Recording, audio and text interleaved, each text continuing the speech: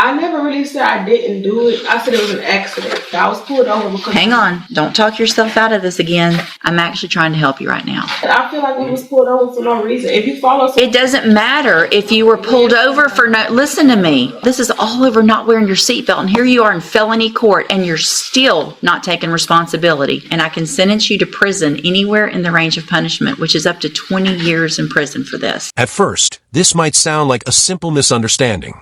But the moment Judge West starts asking basic questions, everything begins to fall apart. Instead of taking responsibility, the defendant keeps changing her story, making excuse after excuse. What happens next turns a chance at mercy into one of the most uncomfortable courtroom exchanges you'll see. Stay until the end because Judge West's final warning could decide whether she keeps her freedom or ends up facing 20 years behind bars. Okay. So, Miss Johnny, I'm going to ask you again, and I know we probably went through this before. First of all, you're Kirsten Johnny? Yes. And Miss Johnny, I want to make sure, because in that previously you said you didn't do it, you were forced to do it because of your financial, you were forced to plea because of your financial situation, and that it wasn't fair. And so tell me what your position is now. I never really said I didn't do it. I said it was an accident. Okay. I still feel the same way a little bit. All right. I'm not gonna say I do feel the same way. Now I understand, but you're not disagreeing that you didn't. I said it was an accident. Somebody grabbing you by your foot. That's like somebody accidentally hit you in the back of your head. You're gonna have something that's normal. Well, right, because you were not complying with what they told you to do to get out of the car, correct? I was pulled over because I was in a high. I stay in the area. I was pulled over because. Hang on. Don't talk yourself out of this again. Because if you want to talk yourself out of it, we'll put it on the trial docket and we'll get it done in a few weeks and let a jury decide. I'm trying, look at me. I'm actually trying to help you right now. Okay? If you had complied and just done what he asked you to from the very beginning of that stop, none of this would have happened. Do you agree or disagree with that? Yes. Guess what? Yeah. No, do you agree? Listen to the question. Do you agree with that statement or do you disagree with that statement? I don't want to lie. You don't like it, do you? You don't think he should have done that? It's not that. I feel like we was pulled over for no reason. If you follow... It doesn't matter if you were pulled over for no... Listen to me. This is why we're hearing stuff all over in the news. It doesn't matter what you think. If a cop pulls you over, then you take the ticket for not wearing your seatbelt. This is all over not wearing your seatbelt. And here you are in felony court and you're still not taking responsibility for the fact that he said, hey, ma'am, do this. And you said, I don't think you should have pulled me over, so I'm going to do whatever I want to do. And I'm going to lodge my foot against the door, and I'm not going to get out. I'm going to make you drag me out of my car, and then I'm going to kick you because you shouldn't have pulled me over in the first place.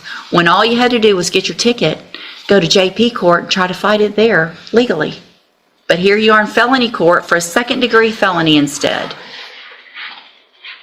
So do you want to try to tell that story to a jury, or do you want to accept some responsibility today? I don't feel like going to trial. You don't feel like going to trial. Well, there's two parts to that question. Do you feel like accepting responsibility? Yes, ma'am. Do you think it would be a better idea next time you're pulled over to comply and just do what they ask you to? Yes. And Your Honor, just for the record, Miss Johnny did review the video with me in my office, so she is aware of what all transpired. She saw it. Do you have any reason to believe she shouldn't be pleading to this from what you saw? I do not. So, you even saw how you acted.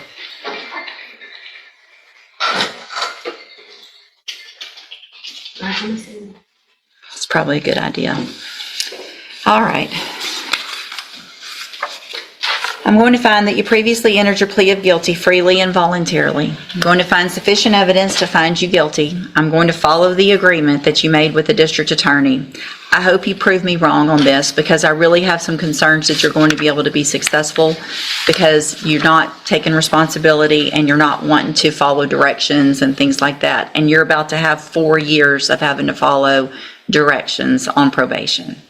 So I'm going to defer all proceedings for 4 years. You're ordered to pay a $500 fine. You're ordered to follow all of the rules and conditions of probation.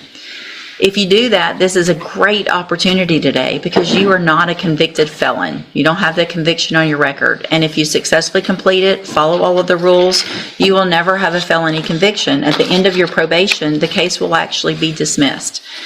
The other side to that, though, and this is really important for you to understand, because we've had this conversation now so many times, I'm not likely to forget you. And you can ask anybody, and Ms. Holmes has known me for a long time. It's not usually good when I remember people, right? So if you violate your probation, you'll get brought back into court. You could be found guilty, which means you become a convicted felon, and I can sentence you to prison anywhere in the range of punishment, which is up to 20 years in prison for this. You understand? All right, I'm handing you the trial court certification that shows this was an agreement that I followed, so you've waived your right to appeal. You need to have a seat here in the courtroom. Probation will go over your paperwork as soon as they're ready. Okay, and you said that I'm not considered a conviction felon, but I was told that even though you say that, it's still going to be on my record. So the arrest is on your record. The arrest will always be on your record. But so if you're asked a question on filling out an application for a job or something, if it says, have you been convicted of a felony? The answer is no.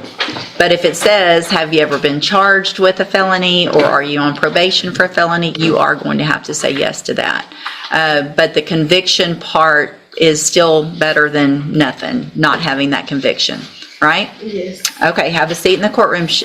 Watch for probation to call you up. One bad decision during a routine traffic stop nearly turned into a 20-year prison sentence.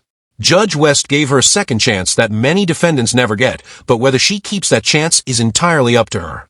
Now, I want to hear your opinion. Do you think she truly learned her lesson, or will she end up back in this courtroom? Share your thoughts in the comments, and if you enjoy real courtroom cases with expert breakdowns, don't forget to like, subscribe, and turn on notifications so you never miss the next case.